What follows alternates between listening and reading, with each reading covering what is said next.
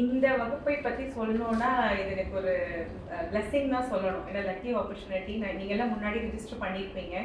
But எனக்கு வந்து ஒரு நேத்திக்கு தான் நான் சார் கிட்ட கேட்டேன். எனக்கு அவங்க ஆதி தானே அவங்க சொன்னதுக்கப்புறம் என்னுடைய சிஸ்டர் இல்லை சொன்னாங்க, அண்ட் இந்த மாதிரி கிளாஸ் இருக்குது, உங்களுக்கு யூஸ்ஃபுல்லாக இருக்கும், நீங்கள் நிறைய கிளாஸ் இருக்கீங்க, அட்டன் பண்ணுங்க அப்படின்னு சொல்லிட்டு. ஸோ அந்த ஆப்பர்ச்சுனிட்டி நான் சார் கிட்ட கேட்ட உடனே மேடம் நீங்கள் கண்டிப்பாக வாங்க அப்படின்னு சொன்னாங்க. ஸோ அதுக்கு சார் சொன்ன மாதிரி கிராட்டிடியூட் இஸ் இம்பார்ட்டன்ட்.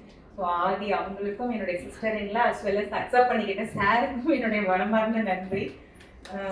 இந்த வகுப்பு ரொம்ப முக்கியம் எல்லாருக்குமே. பசங்களுக்கு ரொம்ப தெரிஞ்சுக்க வேண்டிய விஷயம். நம்ம இந்த வயசுல தெரிஞ்சுக்கிறோம். சார் காலையில காமிச்ச அந்த நெகட்டிவ் எமோஷன்ஸ் எப்படி டிராவல் ஆகும், அது எல்லாமே வந்து கண்டிப்பா குழந்தைங்களுக்கு தெரிஞ்சுக்கணும். நம்ம எல்லாரும் வந்து நம்ம இருந்த காலத்தை விட இப்ப எல்லாருக்கும் வந்து இன்டெலிஜென்ஸ் ரொம்ப நல்லா இருக்கும். நீங்க ஒரு மொபைல் போன் நம்ம குழந்தைங்கள்ட்ட கொடுத்தோம்னா நம்மளோட அவங்க ரொம்ப நல்லா பண்ணுவாங்க. ஆனா எமோஷனல் ஹேண்ட்லிங் யாருக்கு நல்லா இருக்கும்னா நமக்கு தான் நல்லா இருக்கும். ஸோ நமக்கு வந்து காத்திருக்க தெரியும், எந்த விஷயத்தையும் ரொம்ப ஈஸியாக ஹேண்டில் பண்ணிக்க தெரியும். ஃபிசிக்கலாக எல்லாரும் ரொம்ப நல்லா இருக்கிற மாதிரி தெரியும். பட் எமோஷனல் வெல்னஸ் தான் நம்மளை டிசைட் பண்ணும்.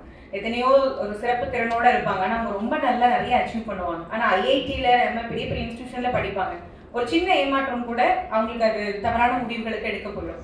அதனால இந்த எமோஷன்ஸ் அப்படிங்கிற கிளாஸ் வந்து கண்டிப்பாக எல்லாருக்கும் போய் ரீச் ஆகணும். கிட்டத்தட்ட ஃபியூச்சரில் வந்து ஒரு சப்ஜெக்டாக இருந்தால் கூட அந்த பசங்க அந்த ஆரம்ப காலத்துலேருந்தே படிச்சுட்டு வரலாம். அதுக்கு சாருடைய ரைட்டர் ஒரு புக்காக வந்தால் இன்னும் பெஸ்ட்டாக இருக்கும் சார். டெஃபினெட்லி அது கண்டிப்பாக பண்ணுங்க சார்.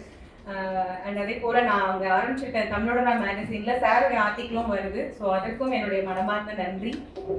இந்த கிராட்டிடியூட் பற்றி சொல்கிறப்ப நான் ஒரே விஷயம் சொல்லணும்னு தோணுச்சு எனக்கு. அது நன்றின்னு சொல்லுவோம் இல்லைங்களா. நான் வந்து யாருக்கு டெய்லி நன்றி சொல்லுவேன்னா, எல்லாரும் நம்ம வீட்டில் நிறைய மிஷின்ஸ் யூஸ் பண்ணுறோம். நான் வாஷிங் மிஷினுக்கு தான் நன்றி சொல்லுவேன். நிஜமா எங்கள் வீட்டில் அவ்வளோ துணி வந்தாங்க. டெய்லி போடுறதுல எங்களுக்கு இந்த வாஷிங் மிஷினை விட அவர் கண்டுபிடிக்கலன்னா நான் வீட்டை விட்டு வெளியவே போயிருக்க முடியாது, அவ்வளோ துணி வருது அப்படின்னு டெய்லி என்னோட மனசை எவ்வளோ மிஷின்ஸ் இருந்தாலும் அதுக்கு நான் சொல்லுவேன். அந்த மாதிரி இந்த மாதிரி மிஷின்ஸ் சொல்ல முடியாது. ஃபியூச்சரில் எல்லாருக்கும் வீட்டில் வந்து இப்படி ஒரு மிஷின்ஸ், எப்படி ஒவ்வொரு வீட்டுக்கும் டிவி கொடுக்குறோம் நாங்கள் ஃப்ரீயாக, அந்த மாதிரி ஃபியூச்சரில் இப்படி ஒரு காலம் கூட வரலாம். எல்லார் வீட்லேயும் ஒரு எமோஷனல் பேலன்சிங் ஃப்ரீக்வன்சி மிஷின் வச்சுக்கோங்க. யாருக்கெல்லாம் சரியில்லையோ எல்லாம் போய் படுது 20 நிமிஷம், அதனால வீட்டில் பிரச்சனை சரியாயிடும் அப்படின்னு சொல்கிற காலம் கூட வரலாம்.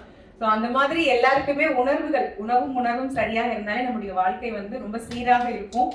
ஸோ அதுக்கான ஒரு மிகப்பெரிய அடித்தளம் இது. சார் நிறைய இன்வென்ஷன்ஸ் பண்ணிகிட்டே இருக்காங்க. இது எல்லாமே முழுமையாக அவங்களுடைய ஈடுபாடு தான். சரி, ஈடுபாடு இருந்தால் மட்டும்தான் இவ்வளோ கண்டுபிடிக்க முடியும், இல்லைன்னா யாராலையும் அவ்வளோ சுலபமாக கண்டுபிடிக்க முடியாது.